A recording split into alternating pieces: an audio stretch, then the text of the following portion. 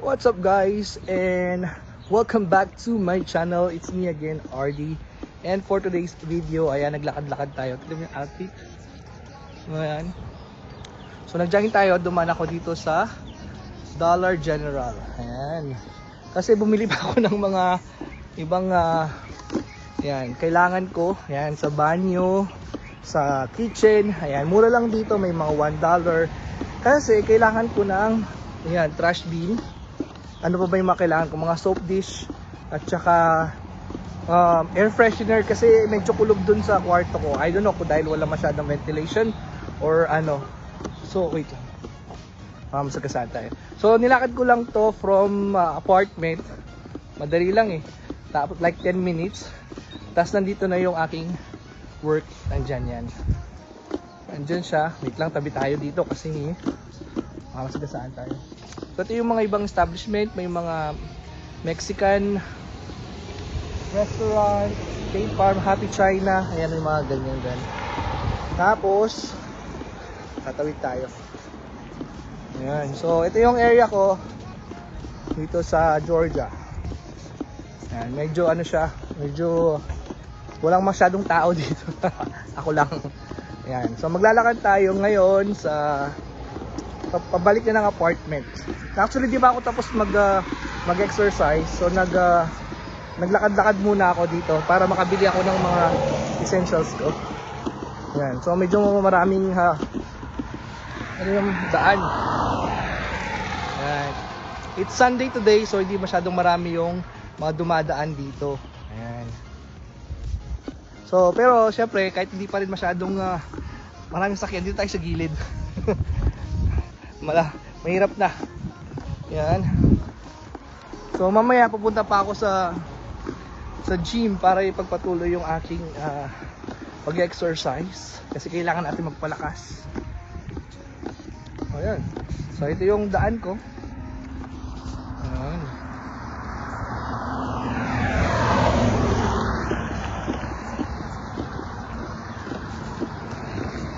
Bumili ako ng yung mga air freshener na dinamihan ko na para sa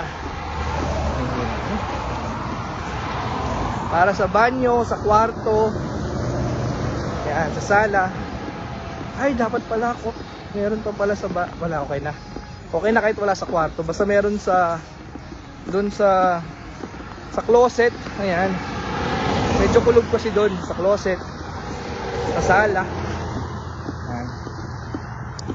So kumusta kayo ngayon? So yan, napanood nyo na ba yung mga ibang videos ko guys? So if you would like to know more about yung mga process papunta dito sa US, wait lang, ano ba yan? Ay ko, papunta sa US, you can find the other videos. Ito hindi ko lang pang ilang upload na to nyan. Ayan na, pero naglalakad lang tayo. Hindi na ako nag video dun sa General Dollar kasi so kung mabilisan lang doon. Pero para lang siyang maliit na grocery store dito sa area ko.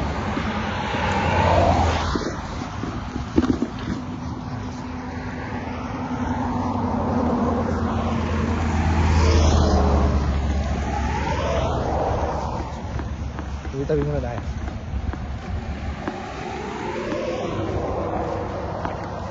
Yan, medyo malapit na ako sa bahay.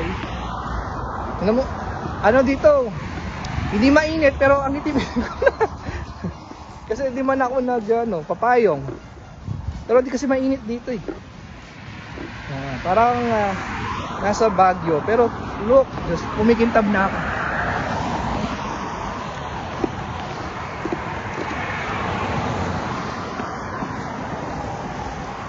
Parang nasa gubat. Ayan, no.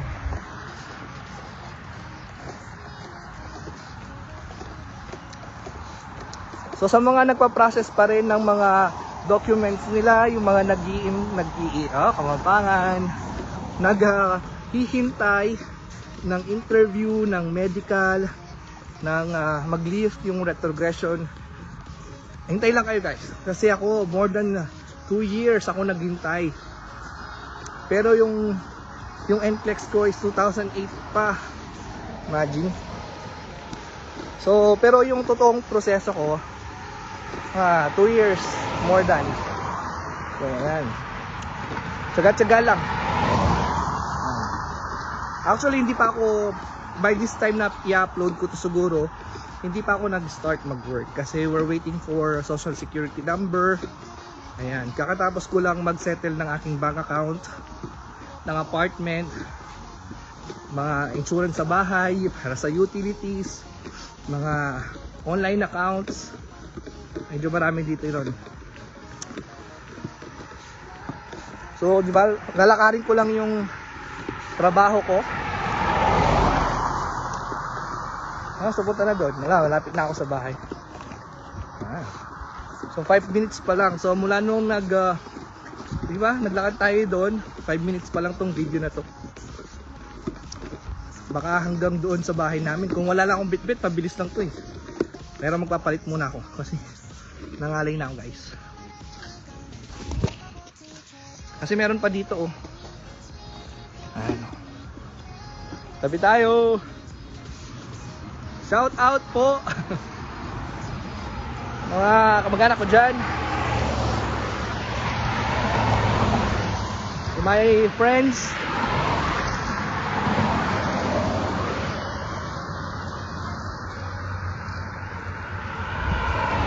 Ayan. Para lang ako nasa Clark Expressway. Ayan. So ano ba bang mga gagawin ko? Wala na. So naghihintay ako may magyaya sa akin ba. Oh, pasyal ka naman dito. Ganyan, sagot ko na yung drive. Wala pa kasi akong kotse dito, guys. Pero ang may sasuggest ko, kailangan pag pumunta na kayo dito, marunong na kayo mag-drive. Marunong na kayong kahit basic driving kasi importante dito ang kotse kasi medyo malalayo yung mga lugar. Paano kung talagang napunta pa kayo sa area na sobrang rural ba? Dito sa area ko di naman masyadong rural. Pero tahimik dito. Gaganda ng kotse.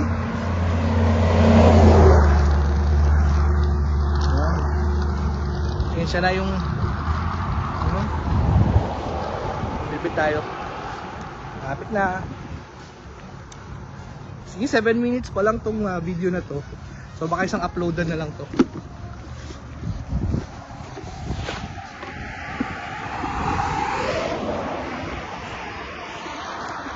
So dito yung aking, dito papasok. Yan. So dito ako nakatira, guys. Siyempre hindi ko na sasabihin kung anong exact address. Unless bisitahin nyo ako dito, tsaka padalhan nyo na rin ako ng ng gamit.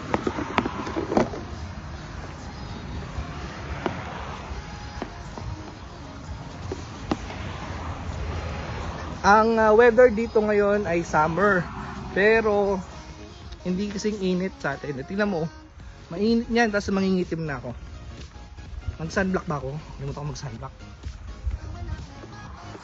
Pero kapag humangin dito, malamig. Tapos pag nasa shade ka, ay hindi tayo sa shade. Pag nasa shade ka malamig yung hangin. Yung patas pa oh. Ano? Parang ako nasa Camp John Hay. Nakatira.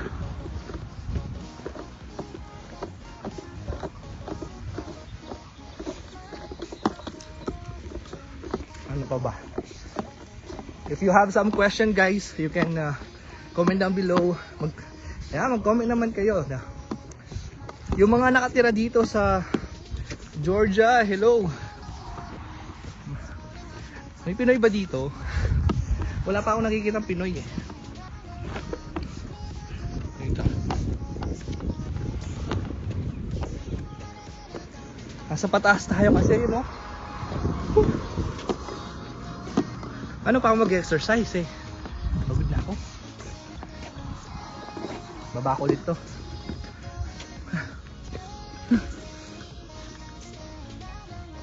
So yun. Sakit sa kamay. Tingnan mo kung wala kang kotse at kung marami yung pinamili mo. Ako nga konti lang eh. Ayun oh.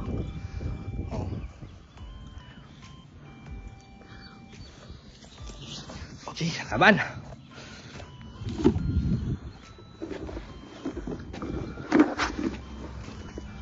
Laban lang. Kailangan natin lumabang kasi matagal matagal natin itong hinintay, pinroseso. Alam mo yung hindi lang ang paghihintay po yung mabigat, but yung yung mga requirement papunta dito. Yan. Bukod sa may kamahalan, 'di ba? Unless talagang libre from your agency. Ako kasi nagbayad lahat and then i-reimburse na lang. Whew, Diyos ko. Very tan. Hindi po kayo puputi. Hindi po tayo puputi dito sa Amerika.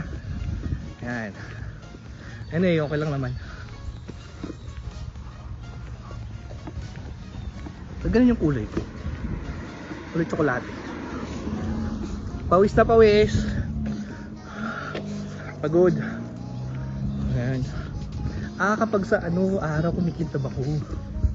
Okay lang. So papakita ko na yung tinitirhan ko. Nandito na ako.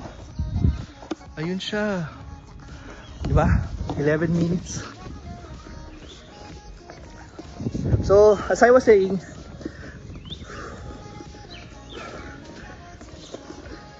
kunwari, ayun, yung NCLEX pa lang, yung exam pa lang, it will take you like 6 months to less than a year. Depende kung gaano ka kasi pag mag-process ng mga documents mo, ng papers mo. Depende rin kung gaano kabilis yung Board of Nursing nila to, diba, process your papers. And then, ay meron ka na. And then maghihintay ka na, ay maghahanap ka ng schedule mo. Hindi mo rin alam gaano ka tagal yung availability ng schedule. And then, your English exam. Ganun din, mahal. Like 15,000 na yata ako nun. Tapos yung availability pa. Depende pa kung nasa kayang bansa. Tapos sa CGFNS. So lahat yan online. Tapos, matagal yung process. So habang naghihintay ka, i-process nyo na yung lahat yan. This is the best time. Habang naghihintay tayo ng schedule ng visa bulletin ng update. So lahat i-process nyo na yan. Don't be discouraged. Yan. I-take nyo time na to process everything at sulitin nyo yung nasa Pilipinas kayo. Yeah. So nandito na ako. Yeah. So this is my place, guys. Isa sa mga building na yan. Alright. So this is the end of the video muna kasi nandito na ako sa bahay. Yung house tour. Gusto ba house tour? Dito na ako dadaan sa likod. Ayun o. Kasi mas mabilis dito. So yan, ito yung bahay ko. Maganda yung sa harap. Pero mas gusto ko dito sa likod kasi mas presko. Wala akong shade ba ng araw. Kasi napapalibutan ako ng gubat. Ayun.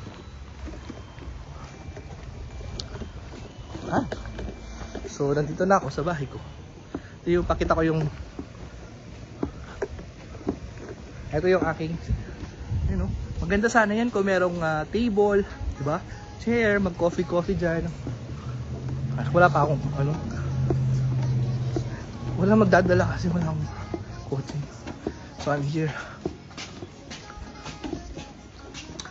So quick tour tayo sa bahay ko.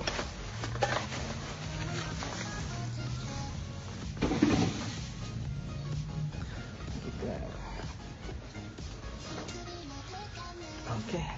Tapos ang gamit kong bag, yung galing dito sa apartment.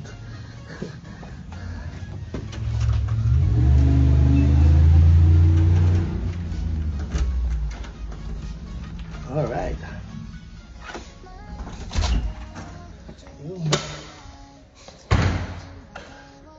Walang laman dito.